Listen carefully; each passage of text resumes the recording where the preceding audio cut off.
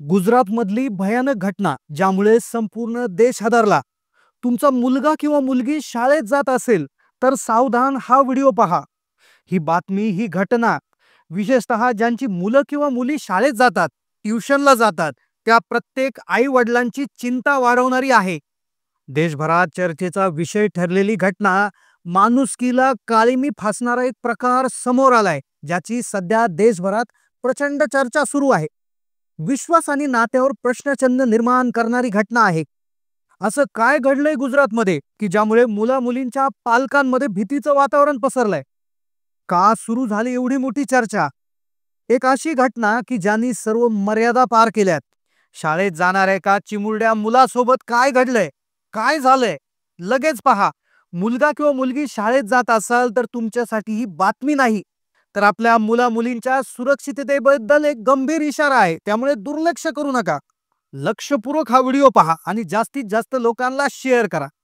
ही गोष्ट आहे गुजरात मधल्या सुरत शहराची। तारीख होती 25 एप्रिल। याच दिवशी पुना गावात राहणारा एक 13 वर्षाचा शाळकरी मुलगा, रोज रोजच्या सारखा घरातून गेलेला मुलगा अचानक गायब झाला। तो एकटा नव्हता, त्याच्या सोबत होती त्याची 23 वर्षीय ट्यूशन शिक्षिका, त्याची शिकवणी घेणारी शिक्षिका, त्याची काळजी घेणारी आणि शिकवणारी शिक्षिका। हे दोघे परतलेच नाही। मुलाच्या घरी चिंतेचं वातावरण पसरलं। काळजीत पडलेल्या वडिलांना वेळ न घालवता त्यांनी पोलीस स्टेशन गाठलं। त्यांनी थेट त्या शिक्षिकेवरच आपल्या मुलाचं अपहरण केल्याचा गंभीर आरोप लावला। विचार करा, 13 वर्षाचा मुलगा आणि त्याला पळून नेणारी त्याचीच शिक्षिका। पोलिसांनाही सुरुवातीला यावर विश्वास ठेवणं कठीण गेलं, पण प्रकरण अत्यंत गंभीर होतं। पोलिसांनी तातडीनं 4 विशेष पथकं तयार केली। शोध मोहीम तातडीनं सुरू झाली। शहरातील शेकडो सीसीटीव्ही फुटेज तपासले जाऊ लागले। कुटुंबाकडे, मित्र मैत्रिणींकडे, शेजाऱ्यांकडे कसून चौकशी सुरू झाली। तो मुलगा आणि ती शिक्षिका जणू हवेतच विरघळले होते। गेले तर कुठे गेले? ते नंतर सापडले, पण मुलाने दिलेल्या कबुलीनंतर, त्यांनी जी कबुली दिली ती ऐकून पोलीस आणि त्यानंतर मीडिया आणि पूर्ण देश हादरला। तपासणीला पहिली जी महत्वाची दिशा मिळाली ती सुरत रेल्वे स्टेशनवर। सीसीटीव्ही फुटेजमधून हो स्पष्ट दिसत होतं, ते दोघेही स्टेशनवर होते। त्यांनी शहर सोडलं होतं, पण त्यांचं पुढचं ठिकाण कोणतं होतं हा प्रश्न पोलिसांसमोर होता। पोलिसांनी सायबर सेल, तांत्रिक विश्लेषकांची मदत घेतली।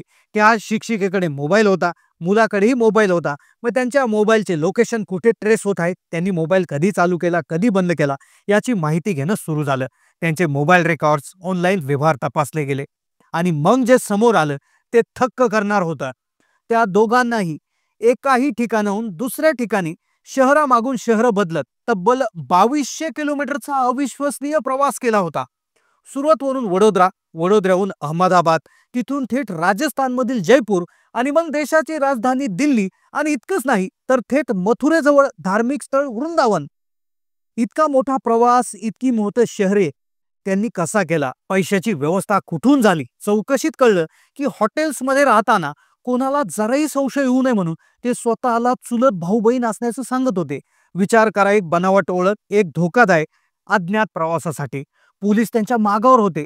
4 दिवस रात्रंदिवस तपास सुरू होता। Gujarat police, Rajasthan police, Delhi police, अनेक राज्यांची पोलीस यंत्रणा कामाला लागली होती। पोलिसांसाठी एक मोठं आव्हान होतं। वेगवेगळ्या भाषा, वेगवेगळे प्रदेश, पण तपास थांबला नाही। वेळ मात्र वेगाने हातातून निष्ठत चालला होता। अखेर 30 एप्रिलला, 4 दिवसानंतर, अथक न थांबलेल्या प्रयत्नानंतर पोलिसांना एक पक्की खात्रीशीर खबर मिळाली। खबर अशी होती की ती शिक्षिका आणि तो मुलगा जयपूरहून अहमदाबादकडे एका प्रायव्हेट बसने प्रवास करत आहेत। पोलिसांनी तात्काळ सापळा रचला। गुजरात राजस्थान सीमेवर अत्यंत कडक नाकाबंदी करण्यात आली। प्रत्येक संशयास्पद बस, प्रत्येक गाडी थांबून बारकाईने तपासणी केली जात होती। मग ती बस आली ज्या बसबद्दल माहिती मिळाली होती। पोलिसांनी ती बस अत्यंत शिताफीने थांबवली। पोलीस अधिकारी बसमध्ये शिरले आणि हो, ते दोघे बसमध्ये सापडले। शुचकेचा निश्वास सोडण्याआधीच एका नव्या वादळाची चाहूल लागली होती। अखेर त्या दोघांना ताब्यात घेण्यात आलं। अपहरणाचा गुन्हा तर उघडकीस आलाच होता। पण थांबा, कहाणी इथेच संपली नव्हती। खरा धक्कादायक, खरी हादरवणारी बाब तर अजून समोर यायची होती। पोलीस स्टेशनमध्ये त्या दोघांना नेण्यात आलं। कसून चौकशी सुरू झाली। वातावरण अतिशय गंभीर होते। मुलाच्या आणि त्या शिक्षिकेच्या नातेवाईकांना आईवडिलांना बोलून घेतलं होतं. त्या 23 वर्षीय शिक्षिकेने एक दावा केला होता, ज्याने तपास अधिकाऱ्यांसकट पोलीस स्टेशनमधील प्रत्येकाला निशब्द करून सोडलं.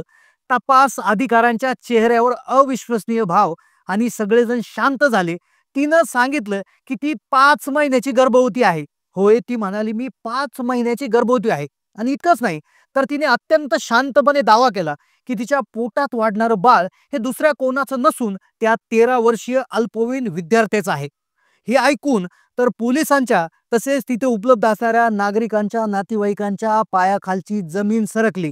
13 वर्षाचा मुलगा आता तो वडील बनणार, हे कसं शक्य आहे? ऐकून सगळ्यांना धक्का बसला. एक प्रचंड मोठं प्रश्नचिन्ह उभं राहिलं. पोलिसांनी अत्यंत संवेदनशीलपणे त्या विद्यार्थ्याकडे चौकशी केली आणि त्यानेही अत्यंत सहजपणे कबूल केलं की त्याचे आणि त्याच्या ट्युशन टीचरचे अनेक वेळा शरीर संबंध आले होते. त्यानंतर तातडीने वैद्यकीय तपासणी करण्यात आली. रिपोर्ट आला. रिपोर्टमध्ये शिक्षिकेच्या गरोदरपणाबद्दल शिक्कामोर्तब झालं. आता इथं एक सगळ्यात महत्वाचा धक्कादायक प्रश्न उभा राहिला, ज्याने अनेकांना गोंधळात टाकलं.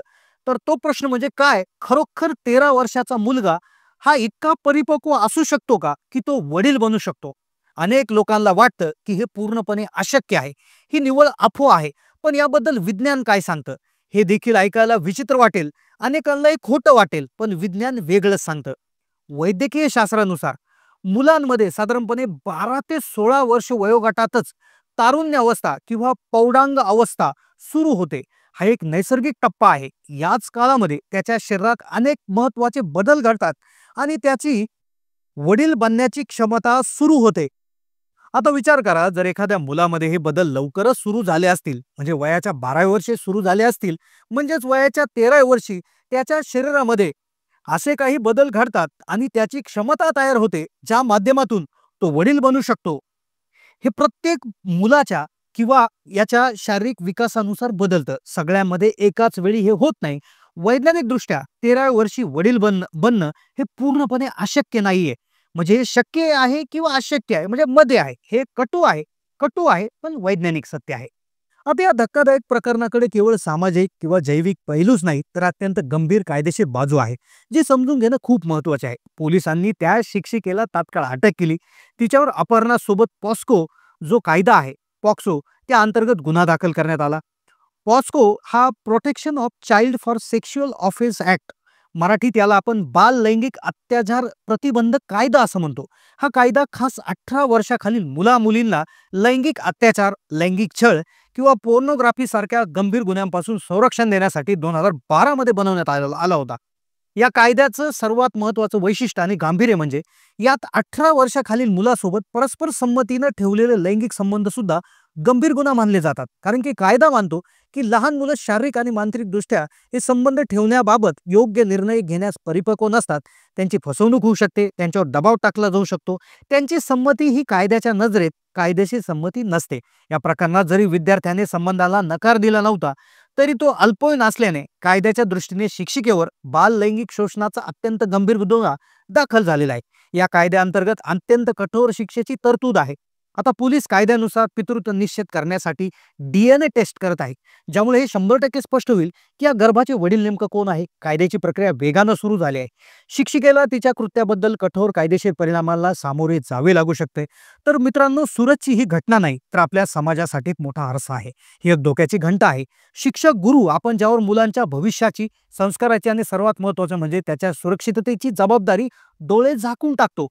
त्यांच्याकडून असा विश्वासघात, गुरु शिष्याचं नातं हे किती पवित्र असायला हवं, पण या हादरवणाऱ्या घटनेतून शिकण्यासारखं आहे. सर्वात महत्त्वाचं म्हणजे आपल्या मुलांबरोबर मनमोकळेपणाने संवाद साधा, त्यांना वेळ द्या.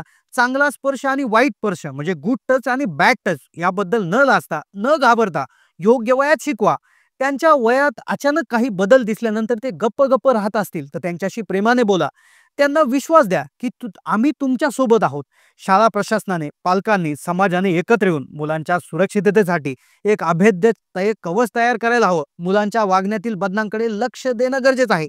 शाळा, ट्युशन्स, क्लासेस, पालक आणि समाज या सगळ्यांनी मिळून मुलांसाठी एक सुरक्षित वातावरण निर्माण करण्याची आता गरज झालेली आहे.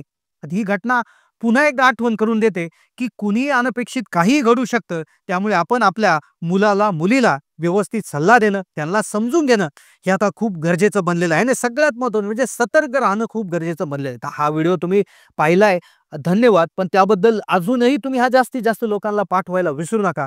चॅनलला नवीन असाल तर सबस्क्राईब करा. आमचं तुम्हाला निवेदन आहे की जास्तीत जास्त हा व्हिडिओ शेअर करायला विसरू नका.